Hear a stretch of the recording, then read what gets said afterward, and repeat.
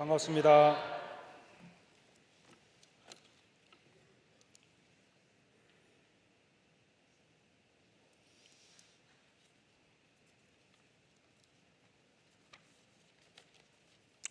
반갑습니다.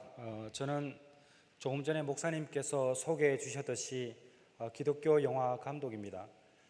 그래서 오늘 말씀을 전할 때에 그래도 명색이 영화 감독이니까 영화를 찍으면서 경험했던 이야기들을 비롯해서 또 우리가 믿음의 이제 선배들의 삶을 대체적으로 많이 조명을 했습니다. 뭐 잊혀진 가방이라든지 제자 옥한음, 또 제자도, 순교 뭐 이런 영화들을 만들어 왔기 때문에 그러한 부분들을 참고를 해서 오늘 말씀을 전하도록 하겠습니다. 특별히 이제 오늘 처음 교회에 나오신 분도 있다는 말씀을 들었기 때문에 여러분들이 함께 이 부분에 대해서 또 깊이 한번 생각하고 집중해서 들으시면 아마 도움이 될 것 같습니다. 몇 해 전에 이제 저는 교회에 처음 나온 나이가 21살 때였습니다. 21살 때에 이제 제가 이제 혼자 짝사랑을 하다 보니까 그 자매가 자기하고 사귀려면 교회에 나와야 된다 이렇게 했습니다. 그래서 제가 좋아하는 자매니까 뭐 그거 그렇게 어렵지 않았습니다. 그래서 교회 나가서 열심히 1년 동안 다니고 결혼하고 교회를 안 나갔습니다. 이제 그런 과정에서 제가 여러 가지 어떤 시행착오라든지 어려움들이 참 많았습니다. 그래서 제가 이제 지금 이렇게 목사로 서 있지만 저의 20대, 30대를 이렇게 가만히 돌아보면 참으로 엉망이었구나라는 생각이 많이 듭니다. 근데 하나님의 은혜로 좋은 사람들을 많이 만났고 또 미안한 분들도 참 많이 있음을 알고 있습니다. 제가 복음으로 새롭게 태어나서 정말 내가 예수 믿는 사람인가 라는 생각을 하고 난 이후에 늘 가슴에 마음에 품고 다니는 것이 무엇이냐면 오늘날까지 저를 이렇게 있게 만든 많은 사람들, 하나님의 섭리 이런 것들을 기억하며 살아가는 것입니다. 제가 몇 해 전에 한 9년 전에 부산에 강의를 하러 가게 되었습니다. 제가 주로 했던 강의는 IT, 미디어 사역입니다. 그래서 복음을 전하려고 하면은 우리가 인터넷을 좀 잘 활용하면 좋겠다. 그래서 이메일 전도라든지 또는 이렇게 영상을 통해서 복음을 전하는 이런 방법들을 이제 교회마다 가서 교역자들을 대상으로 강의를 했습니다. 부산에 가면은 부산중앙교회라는 교회가 있는데 그곳에 매주 월요일마다 제가 저녁 7시부터 9시 30분까지 2시간 반 동안 강의를 했습니다. 그 강의를 마치면 그 당시에 저희 집은 대전이었기 때문에 바로 늦게 이제 시간이 끝났지만 집으로 들어왔습니다.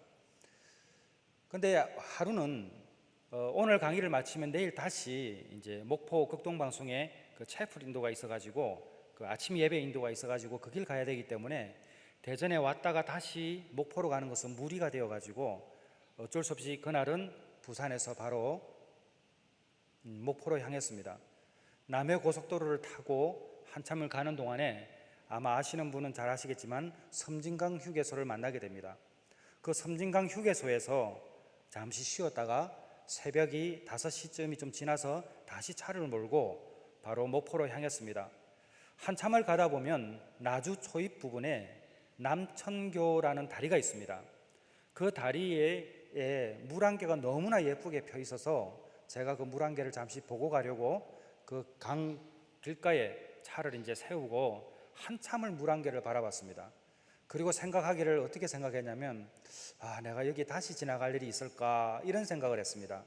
왜냐하면 그때만 하더라도 저는 이 전라남북도 지역에 제가 이렇게 가까이 지내는 분들도 없었고 특별히 사역적으로도 연결된 곳이 없었습니다. 그러다 보니까 정말 특별하지 않으면 그곳을 지나갈 이유가 없었습니다. 그렇게 생각을 하고 저는 이제 목포에 도착을 해서 사역을 잘 마치고 대전으로 돌아왔습니다. 대전으로 돌아와서 한동안 좀 시간을 보내고 있는데 목포노예 기장척 교회가 있습니다. 기장척 목포노예에서 특강을 요청해서 제가 못 간다고 그랬습니다. 당시에 일본 선교와 맞물려 있었기 때문에 못 간다고 말씀을 드렸는데 제 차 아는 사람을 통해서 한 번 더 부탁을 해왔기 때문에 어쩔 수 없이 이렇게 가게 되었습니다. 제가 사실은 가고 싶지 않았는데 아는 사람을 통해서 왔기 때문에 이제 허락을 한 거죠. 그런데 내일 광주로 가려고 하면 이제 오늘 전화가 온 거예요. 뭐라고 전화 왔냐면, 목사님 장소가 바뀌었습니다. 광주가 아니라 강진입니다. 이러는 거예요. 대전에서 광주까지가 2시간이고 광주에서 강진까지가 또 한 2시간 정도 걸립니다. 그렇지 않아도 가기 싫은 길인데 시간이 또 이렇게 늘어지니까 더 좀 마음이 어려웠습니다. 이제 그때 제가 하나님께 기도하기를 이렇게 기도했죠. 하나님, 제가 억지로 가기 싫은 길 가게 되니까 이렇게 좀 특별히 은혜를 체험할 수 있는 그런 여정이 되게 해달라고 이제 하나님께 기도를 드렸습니다. 그리고 떠났죠. 그 광주까지 지나서 광주에서 강진으로 내려가는데 이상하게 낯익은 다리가 하나 보이는 거예요. 그래서 그 다리를 이렇게 지나가는데 바로 몇 개월 전에 제가 이 길을 언제 지나갈 수 있을까라고 생각했던 남천교를 제가 다시 지나가고 있었습니다. 그때 온몸에 소름이 끼쳤습니다. 왜 그러냐면 불과 몇 개월 전만 해도 저는 이 길 언제 지나갈 수 있을까 이렇게 생각을 했는데 하나님께서 억지로 가기 싫은 길 가게 하시면서 그 길을 다시 경험하게 했습니다. 그때 저는 깨달았습니다. 아, 인생의 주인은 하나님이시구나, 내가 아니구나, 이런 생각을 갖게 됐습니다. 저는 이렇게 여러분에게 설명을 드렸는데 아마 여러분들도 각자 내 인생이 내가 주인이 아니구나, 이런 것들은 많이 경험해 보셨을 것입니다. 오늘 교회에 처음 오신 분들도, 아니 교회에 이렇게 지금 다니고 계신 분들도 내 인생의 주인이 내가 아니다라고 생각은 한번 해보실 수 있었을 것 같은데 실제로 삶을 살아가면서 그것을 매일매일 묵상하며 사는 것은 거의 불가능합니다. 몇 해 전에 또 제가 필리핀 코스타에 간 일이 있습니다. 코스타 강사들은, 우리 담임 목사님도 코스타에 오시지만은 코스타 강사들이 가지고 있는 특징 중에 하나가 본인의 강의가 끝나도 다른 분 강사의 강의를 다 들어야 합니다. 저도 다른 분의 강의를 듣고 있는데 한 70세가 넘으신 장로님께서 그때 때마침 강사로 오셨습니다. 이분은 이제 평생을 이제 공직에 계셨던 분이세요. 이분이 한 청년을 지명하더만은 이런 말씀을 하시는 거예요. 자네가 몇 살이냐는 거죠. 그래서 이제 20살 이렇게 나머지 이야기하니까 그럼 자기 이야기를 잘 들어보라는 거예요.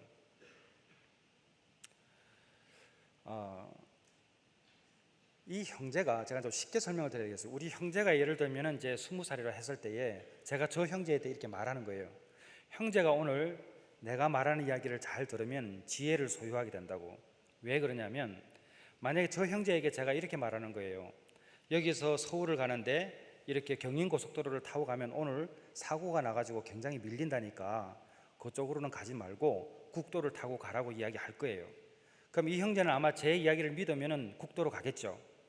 이제 국도로 가게 되면 이 형제는 가보지 않은 길이지만은 이미 그 사실을 알고 국도로 갔기 때문에 원하는 시간에 갈 수 있습니다. 왜 그렇죠? 제가 경험을 했으니까. 근데 제가 충분히 이렇게 이야기했음에도 불구하고 이 형제가 그냥 제 말을 듣지 않고 그냥 고속도로를 타고 가면 틀림없이 막히게 되어 있습니다. 이런 설명을 하시면서 그 장로님께서 뭐라고 말씀하시냐면, 청년은 나이가 든 사람들, 나보다 먼저 산 사람들의 삶을 유념히 봐야 된다. 그분들이 성공을 하건 실패건 하건 그분들의 삶을 내가 잘 듣고 내 삶에 적용을 시키면 반드시 지혜가 생기는데 그 지혜로 인해서 성장할 것이다, 이런 유의 말씀을 하셨던 거예요. 그러면서 한마디 하시는 게 젊은이들이 늙어 보았는가 나는 젊어 보았다네, 이 말씀을 하시는 거예요. 그러니까 이 형제는 살아보지 못했던 50년의 시간을 미리 산 사람들의 그 분을 이야기를 듣게 되는 것이고, 그 70세가 넘으신 장로님은 이미 20대를 살아왔기 때문에 저 형제가 어떠한 고민을 하며 살아가고 있는가를 알고 있는 것이죠. 사실은 성경 속에 나와 있는 수많은 인물도 마찬가지입니다. 하나님께서는 우리에게 말씀을 주시고 그 말씀을 통해서 우리가 알기를 원하실 때에 항상 성경의 인물을 통해서 말씀하십니다. 아브라함과 이삭과 야곱과 모세와 다윗과 수많은 성경적인 인물을 통해서 이렇게 하면 되고 이렇게 하면 안 되고, 이렇게 하면 기도의 응답을 받고 이렇게 하면 안 되고, 이렇게 하면 칭찬받고 이렇게 하면 책망받는다는 그 말씀을 끊임없이 인물을 통해서 우리에게 말씀하고 계신 것입니다. 그러므로 우리가 하나님께 예배하고 진심으로 기도할 때에 우리는 충분한 지혜의 문이 열려 있어야 합니다. 어떻게 해야지 응답받을 수 있는가? 그것은 매주 들려오는 하나님의 말씀을 통해서도 이미 잘 알고 있습니다. 근데 중요한 것은 우리가 그렇게 못한다는 것이죠. 예수님을 믿는다는 것은 예수님께서 행하실 일들을 우리가 이미 알고 있다는 것입니다. 예수님을 의지한다는 것도 동일합니다. 그래서 예수님을 믿는 사람은 반드시 일반 사람과 달라지는 게 있습니다. 교회에 오는 것이 쉬운 것 같지만 절대 그렇지 않습니다. 여러분 그냥 쉽게 교회에 오신 것 같지만 전혀 그렇지 않습니다. 아마 오늘 처음 교회에 오신 분들도 아마 여기까지 오기에는 여러 가지 좀 난관이 있었을 것입니다. 그만큼 교회의 문을 여는 것은 좁은 문을 여는 것입니다. 그런데 오늘 처음 오셨지만 제가 오늘은 이런 말씀을 하고 싶습니다. 좁은 문을 열었으면 또 좁은 길을 걸어가게 되어 있습니다. 그것이 바로 예수 믿는 사람이고 바로 교회의 바른 길이 그렇습니다. 예수를 믿는 사람은 당연히 예수의 제자로 살아야 된다고 그럽니다. 그런데 예수의 제자로 산다는 것은 우리가 그냥 예배만 드리고 돌아가면서 일반적으로 살아가는 것이 아니라 반드시 지켜야 될 것이 있다는 거죠. 그 지켜야 될 것을 우리보다 먼저 산 사람들이 우리에게 정언하고 있는 것입니다. 믿음의 사람들이 히브리서에 얼마나 많이 나오고 있습니까? 히브리서뿐만 아니라 성경 66권 가운데 얼마나 많은 기록들이 우리에게 어떻게 살아야 한다는 것을 가르쳐주고 있습니까? 그런 점에서 오늘 저는 여러분과 함께 영화 이야기를 통해서 이 지혜를 얻게 된 사람들의 삶을 한번 돌아보면서 우리가 기도의 응답을 받으며 살아가는 사람, 하나님께서 우리에게 예비하신 그 선물을 받기 위해서 우리가 어떤 행동을 취해야 될 것인가, 이런 것들을 한번 살펴보도록 하겠습니다. 저는 목회를 하다가 처음 만든 영화가 배우 권호중 씨 그리고 가수 이은우 씨와 함께 만들었던 잊혀진 가방이라는 영화입니다. 그 영화를 만들 때 이제 여러분 원래 무한도전의 여의도 권집사라고 말했던 그 권호중 집사 있죠. 옛날에 순풍산부인과도 나왔던 그 재미있는 캐릭터입니다. 이제 이분과 이제 이렇게 함께 작업을 했는데 그 시작이 이렇게 되었습니다. 영국 런던에서 기차를 타고 30분 정도 떨어진 거리에 불스트로드라는 곳이 있습니다. 그 불스트로드라는 곳에 가게 되면 오래된 성이 하나 있습니다. 제가 이렇게 말씀드리면 좀 이해를 못 하실 것이니까 우리가 디즈니 만화 영화 이렇게 보게 되면 처음에 이렇게 성 같은 게 나오죠. 그런 성처럼 생긴 곳이 있습니다. 아름다워요, 가보면. 그런데 그 성은 웩이라는 선교단체의 국제본부가 있던 곳이고 영국 본부가 있던 곳입니다. 그러니까 선교사라고 이야기하면은 이제 예수님을 믿은 사람이 각자의 사명을 받아서 복음을 전하기 위해서 각 나라로 흩어지는 그런 분들을 말합니다. 그분들이 선교사 훈련을 받을 때 그곳에 오기도 하고 잠시 안식을 가질 때도 오기도 하는 곳입니다. 그런데 그 영국 본부가 있던 그 웩이라는 그 거대한 성 지하 창고에 가게 되면 사람들이 잘 들어가지 않는 그곳에 가게 되면 오래된 선교사들의 가방이 있습니다.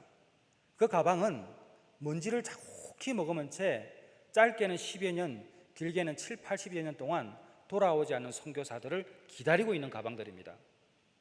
저는 그 이야기를 들었을 때에 궁금했습니다. 왜냐하면 도대체 이 가방의 주인공들은 어디에 갔길래 이 가방을 아직 찾아가지 않았을까? 여러분들은 궁금하지 않으십니까? 저는 그 가방이 주인이 궁금해서 그 가방의 주인공을 찾아가는 여정을 시작을 했습니다. 그것이 잊혀진 가방이라는 영화였고 그들을 통해서 제가 알게 된 것이 있죠. 여러분, 영화는요 24장의 사진이 1초에 지나갑니다. 드라마는 29.97프레임이라고 그러는데 약 30장의 사진이 지나가요. 그래서 영화를 보게 되면 우리가 좀 영화적인 느낌이 난다라고 표현을 하는데 우리의 시선에 머무는 그 그림이 좀 더 오래되니까 선명하게 보입니다. 그러나 반면에 좀 약간 투박해 보이죠. 드라마는 영화처럼 선명하게 보이진 않지만 매우 부드럽게 보입니다. 그것이 왜 그러냐면은 1초에 지나가는 그 사진에 숫자가 다르기 때문에 그렇습니다. 저기 방송에 제 얼굴이 나오고 있는데 만약 저 방송을 미국에서 누가 보고 있다면 생중계로 미국에 있는 사람과 여러분은 똑같이 저 화면을 보고 있습니다만은 다릅니다. 왜 다르냐면 미국에서 저 영상을 보는 사람은 저 보이는 영상이 모두이지만은 여러분들은 저 영상 옆에 누가 있는지를 알게 됩니다. 똑같은 화면을 보고 있어도 경험하지 않으면 모르는 게 있고 우리가 알지 못하는 존재가 있다는 사실입니다. 사람들은 참 어리석게도 눈에 보이는 것을 믿습니다. 그래서 모든 걱정과 근심, 세상사의 모든 일들을 내 눈에 보이는 대로 생각을 하고 판단을 합니다. 근데 하나님을 바로 아는 사람은 절대로 눈에 보이는 것만 가지고 반응하지 않습니다. 기도의 응답도 마찬가지입니다. 우리가 기도라는 것을 생각을 할 때에 예수님을 처음 믿었으면 우리는 반드시 하나님께 구하는 것이 있습니다. 가깝게는 나의 미래에 대해서, 나의 진로에 대해서, 우리 가족에 대해서, 나의 질병에 대해서, 사업에 대해서 모든 기도에 간구하는 그 제목들이 있다는 사실입니다. 다 자기 중심적인 선에서 그것을 보고 있는 것이죠. 그런데 그것이 응답이 안 될 때 우리는 바로 뛰쳐나가기도 하죠. 그것은 바로 눈에 보이는 것만 보고 있기 때문에 그렇습니다. 여러분, 제가 영화를 하면서 경험하게 되는 것들 중에서 참 깨달음이 오는 게 많이 있습니다. 자, 보십시오. 저 화면을 한번 봐보세요. 화면 끝에 보이는, 예를 들면 저 악기에 우리가 기도의 응답이 저곳에 있다면 저 기도의 응답이 저곳에 있어도 아니면 바로 제 옆에 있어도 화면에 들어오지 않으면 우리 눈에는 기도의 응답이 된 것이 아닙니다. 그렇습니까? 안 그렇습니까? 좀 더 쉽게 설명할까요? 저 의자가 여기로 오면 좋겠어요. 그냥 제 앞에. 말도 안 되는 거죠. 예를 들면 거예요. 근데 저 의자가 저기에 있어도 여기에 있어도 사실은 화면 속에 제 눈안에 보이지 않으면 그것은 응답된 게 아닙니다. 근데 중요한 것은 의자가 저기에 있던 것이 여기까지 온 것이죠. 우리 눈에는 보이지 않지만. 그러니까 우리가 하나님을 바로 아는 것, 성경을 바로 읽는다는 것은 우리가 눈에 보이는 것들을 가지고 판단하는 것이 아니라 눈에 보이지 않는 그 하나님의 역사를 신뢰하느냐의 여부에 달려있는 것입니다. 여러분은 어떻습니까? 자, 여기 보십시오. 오늘 본문 우리 같이 한번 읽어보도록 할까요? 우리 본문을 같이 한번 읽습니다. 히브리서 10장 36절 말씀 크게 읽습니다. 시작.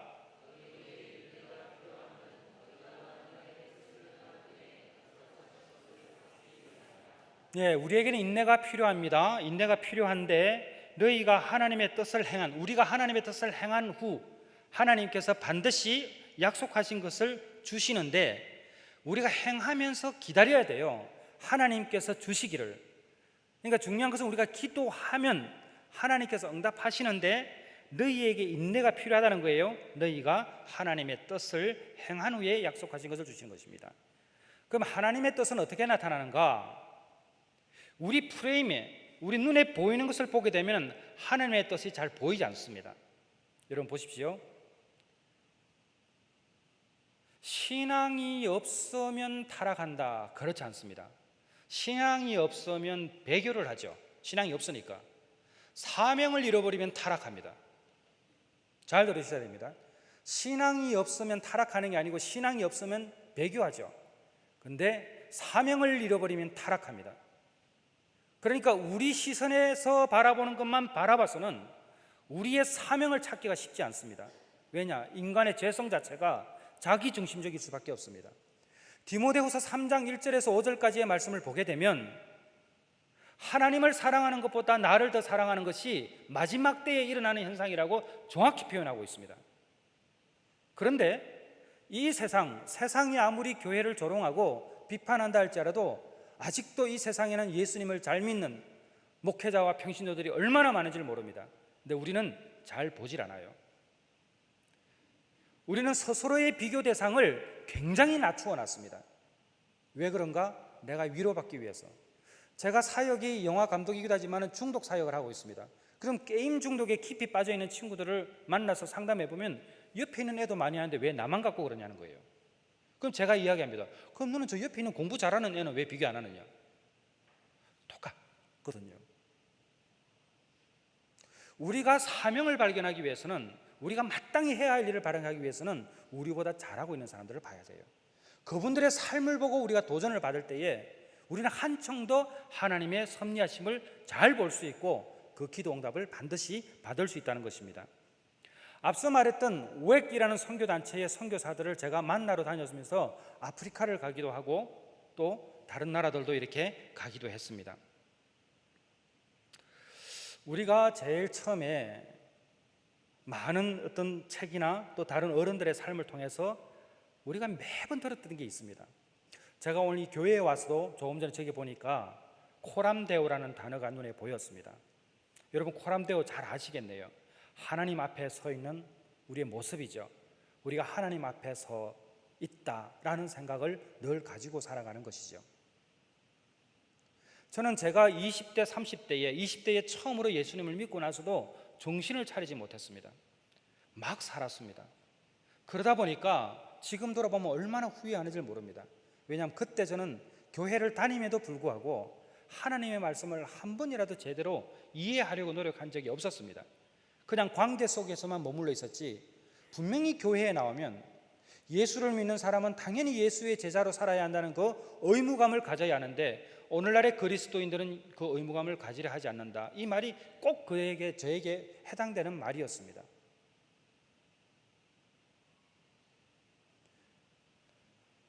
제가 무엇을 해야 하는지를 몰랐던 것이죠. 여러분은 어떻습니까? 오늘 우리 교회에 처음 나온 분들도 예수 믿으면 복 받습니다. 맞습니다. 그러나 예수 믿으면 복 받는데 그 복이 세상에서 말하는 복일 수도 있지만 그보다 더 높은 차원의 복이 있다는 사실입니다. 여러분 아십니까? 사랑은 받는 것보다 주는 것이 좋다는 것.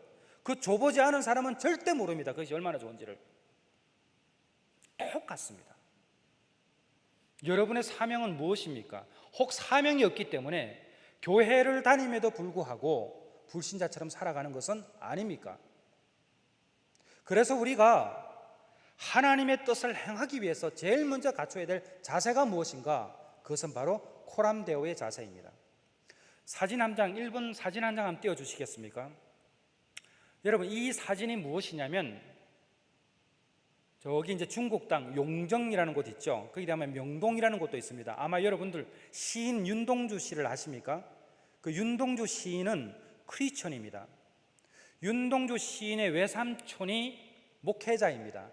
규암 김야견이라는 목사입니다. 우리가 일제강점기 때에 나라를 위해서 수많은 기독교인들이 헌신했습니다. 여러분, 우리가 알기로 기독교인들이 지금은 좀 이렇게 세상에서 이렇게 약간 좋지 않은 평도 듣고 있으나 전혀 그렇지 않습니다. 우리 한국 기독교는 초창기에 애국에 얼마나 많은 헌신을 한지를 모릅니다. 그 김야견 목사님도 그 명동 땅에서 처음으로 우리나라 최초의 공동체이기도 하죠. 이분의 유언이 뭐냐면 내 삶이 나의 유언이다 라고 남기신 분이십니다. 그 규암 김야견 목사님이 공동체를 만들 때에 기독교 공동체가 되었습니다. 저거는 뭐냐면 집을 다 지었는데요. 그 허허벌판에 집을 짓고 위에 기와를 놓으면서 그 기와의 막새가 저렇게 생깁니다. 기와 끝에 묻어 있는 거죠. 근데 여러분 잘 보십시오. 저기 뭐가 있습니까? 십자가가 있고 무궁화가 있고 태극이 있습니다. 저런 집 아래서 윤동주가 자랐던 것입니다. 윤동주가 그냥 애국 시인이 된 것이 아닙니다, 여러분. 여러분, 저 막새 아래서 자라면서 그냥 저 막새를 달아놨을까요? 아니면 우리가 거하는 곳이 어디이고 우리가 무엇을 해야 하는지 알리기 위해서 저렇게 만들었을까요? 여러분, 조금만 생각해 보십시오. 저 막새 하나 때문에 저곳에서 얼마나 많은 애국자들이 나온지를 모릅니다. 왜 그렇죠? 하나님 앞에서 서는 자세입니다. 여러분, 우리가 십자가를 매번 바라봅니다. 그 십자가를 바라봄에도 불구하고 예수님께서 이 땅에 오셔서 100% 인간으로 몸에서 인간의 몸으로 보여주신 많은 가르침들을 우리가 잘 따르질 않습니다. 습관적으로 보는 것이요. 사실은 교회는 예배당 입구에 딱 들어서는 순간 이미 우리는 코람데오의 자세가 되어 있어야 하고 그 이전부터 되어 있어야 합니다. 매일매일 하나님 앞에 선다는 자세를 가지게 되면 우리의 많은 부분들이 다르게 되어 있습니다. 그런데 그렇게 살아가는 분들이 있다는 것입니다. 하나님의 뜻을 행하기 위해서 우리는 코람데오의 자세를 반드시 가져야 하는 그것이 있고, 두 번째는 우리의 태도가 좀 바뀌어야 합니다. 하나님 앞에 선다고 하면 우리의 태도는 바뀔 수밖에 없습니다. 여러분, 기독교 윤리학에서 말하는 그 첫 번째가 무엇인지 아십니까? 예수 믿는 사람은 다른 사람을 위해서 살아야 한다. 기독교인들의 사명은 반드시 타자를 향하게 되어 있습니다. 사랑은 가짜 사랑이 있습니다, 여러분. 바람 잘 피우는 형제가 수많은 자매들에게 너 사랑한다 말할 수 있어요. 자매들이 그걸 잘 파악하지 못하면 아주 낭패를 보죠. 가짜 사랑을 말할 수 있어요. 그런데 희생은 가짜가 있을 수 없습니다. 희생은 반드시 수혜자가 있습니다. 내가 희생함으로 받을 수 있는 수혜자가 있다는 것이죠. 그런데 자기 자신을 희생한다, 말이 안 되죠. 수혜자가 없어져 버리니까. 그래서 희생은 반드시 타자를 향하게 되어 있습니다. 그래서 사랑은 가짜 사랑이 있어도 희생은 가짜 희생이 없는 것입니다. 예수님께서 이 땅에 오셔서 보여주셨던 그 사랑은 희생을 포함한 사랑이었습니다. 여러분, 교회, 예수를 믿으면서 우리가 어떠한 태도를 명확히 해야 하는가? 바로 내가 손해보고 희생하는 사랑입니다. 어쩌면 좀 이렇게 어떤 레벨이 좀 더 높은 수준에서 우리가 이해할 수 있다고 말하는 분들이 있을 수 있는데 전혀 그렇지 않습니다. 사랑하는 형제 자매 여러분, 예수님을 믿는다는 것은 내 앞에 펼쳐진 여러 가지 문제나 환경 때문에 좌절하는 게 절대 아닙니다. 예수를 믿는다는 것은 그런 환경임에도 불구하고 프레임 밖에서 일어나는 일들을 믿고 있는 것이에요. 하나님께서 섭리하고 계신다라는 것 여러분 잘 알고 있지 않습니까? 우리에게 되어지는 모든 일들은 하나님께서 섭리하시기 때문에 일어나는 일들입니다. 그러나 그 섭리는 과정이 있습니다. 과정이 있어요. 제가 여기 오기까지도 하나님께서 섭리하신 것이죠. 하나님이 예정하신 것이죠. 자, 그러므로 여러분, 우리가 하나님의 뜻을 행하기 위해서는 하나님 앞에 서 있다는 자세, 두 번째는 우리의 태도가 다른 사람을 위해서 좀 더 섬긴다는 자세를 가져야 합니다. 그리고 세 번째는 무엇이냐면 정말 하고 싶은 이야기입니다. 디모데후서 3장 1절에서 5절까지의 말씀을 보게 되면 마지막 때에 일어나는 현상들이 나열되어 있는데, 그 중에서 특별히 앞서도 언급했지만 하나님을 사랑하는 것보다 나를 더 사랑한다고 그럽니다. 제럴드 메이라는 미국의 정신과 의사가 이런 말을 했습니다. 모든 사람의 95%는 무엇인가에 중독되어 있다. 나머지 5%만이 중독되어 있지 않는데 나는 그 나머지 5%를 평생 동안 만나본 일이 없다. 그 무슨 말이죠? 모두가 다 중독되어 있다는 이야기입니다. 마약이나 알코올이나 도박이나 게임이나 음란이나 흔히 말하는 스마트폰이나 어떤 우리가 필요한 그 범주 밖에서 우리는 많은 시간들을 빼앗기고 있습니다. 우리가 어떠한 하나님의 일을 행하려고 할 때에 우리는 비본질에 집착하는 경향에 빠질 때가 많이 있습니다. 특별히 이 시대는 더욱 그렇습니다. 어떤 것에 집중하지 못하게 만듭니다. 그건 영적인 공격이죠. 우리는 신앙생활을 하면서 생각해 봐야 될 것이 있습니다. 그것이 무엇이냐면 과연 나는 하나님께 집중하고 있는가? 내가 늘 예배자의 자세로 서 있는가? 이런 부분들입니다. 근데 전혀 그렇지를 못합니다. 우리는 예배당 밖을 나가는 순간 그것을 가마득하게 잊어버립니다. 여러분들은 사명자입니다. 하나님께서 이유 없이 여러분을 선택하지 않으셨습니다. 오늘 여기에 처음 오신 분들도 마찬가지입니다. 하나님께서는 여러분을 믿기 때문에 여기까지 보내주신 것입니다. 제가 웩이라는 선교단체의 그 선교사들을 만나러 다녔습니다. 그 중에서 그곳에 가방이 있었던 한 선교사를 만났습니다. 이분이 누구냐면 헬렌 로즈비어라는 선교사입니다. 제가 이분이 86세 때에 북 아일랜드에 가서 두 번을 만났습니다. 그리고 이분은 이제 돌아가셨습니다. 이분이 누구냐면 아프리카 동부에 콩고라는 나라가 있습니다. 이 콩고라는 나라는요, 여러분이 잘 모르실 텐데 적도 인근에 있지만은 그 정글이 굉장히 많습니다. 그래서 그 타잔이라든지 킹콩 이런 영화의 배경이 되는 나라가 콩고입니다. 이 나라가 1960년도에 내전이 발생합니다. 내전이 발생해서 수많은 사람들이 죽습니다. 근데 그 나라를 지배했던 나라가 벨기에라는 나라입니다. 그 콩고는 옛날에 자이레라고 불렀어요. 그 벨기에라는 사람이 얼마나 식민지 그곳을 강탈을 했는지 그 백성들이 벨기에 사람이라고 그러면 이를 갈 정도입니다. 근데 이 내전이 이제 독립 후에 내전이 발생해서 많은 사람들이 죽고 나니까 그 사람들이 이렇게 이야기했습니다. 이 내전의 책임은 바로 벨기에 사람 때문에 그렇다. 그래서 그 소문 때문에 얼굴이 하얀 사람은 다 죽어 나갔습니다. 그래서 많은 선교사들이 피난 갔죠. 근데 제가 앞서 말했던 헬렌 로즈비어라는 선교사는 캠브리지 의대를 나왔습니다.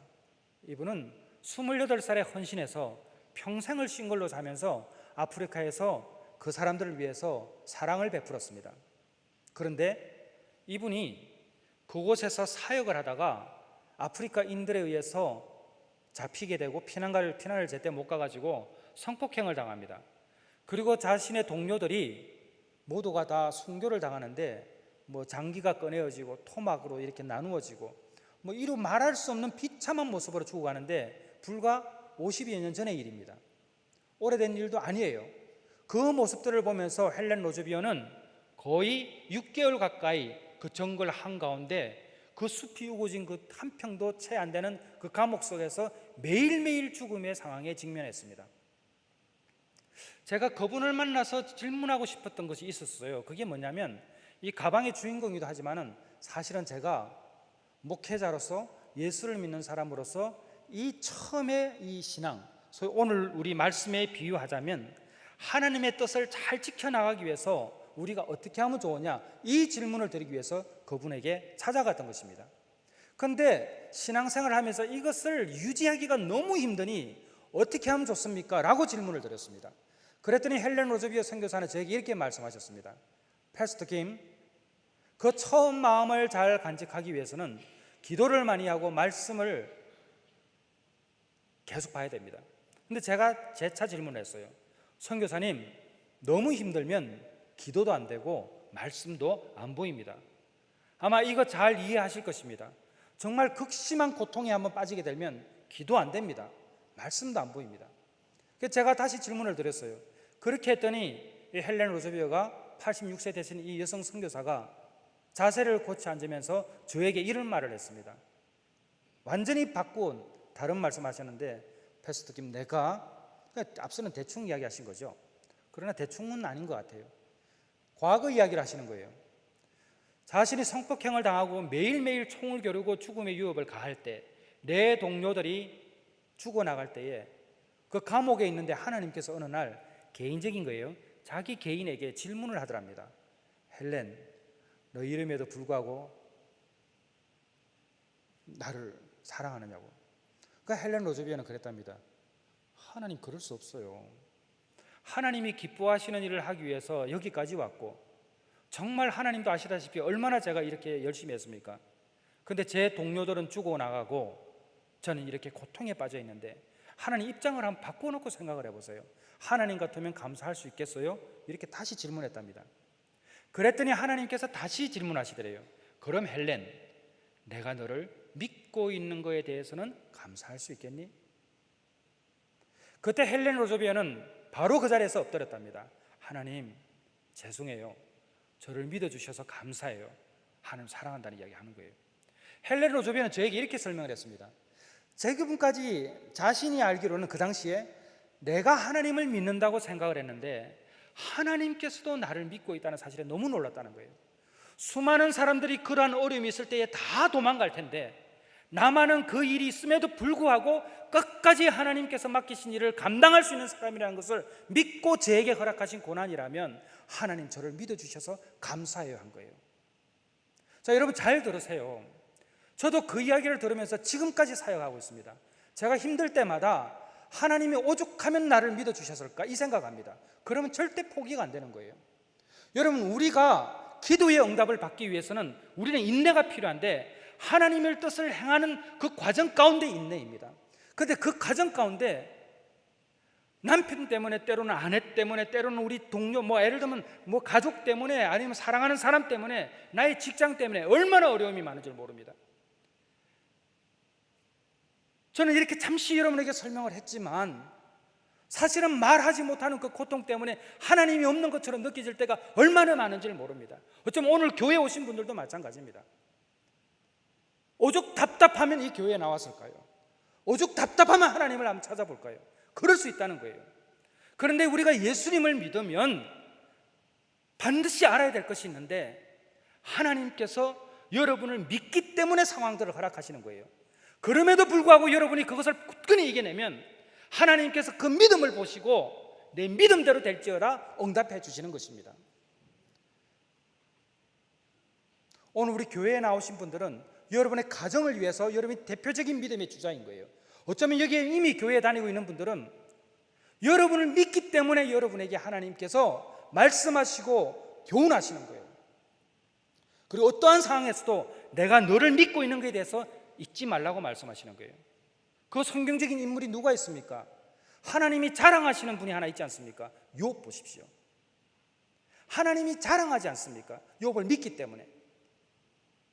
제가 없는 말을 여러분에게 말씀드리는 게 아니에요.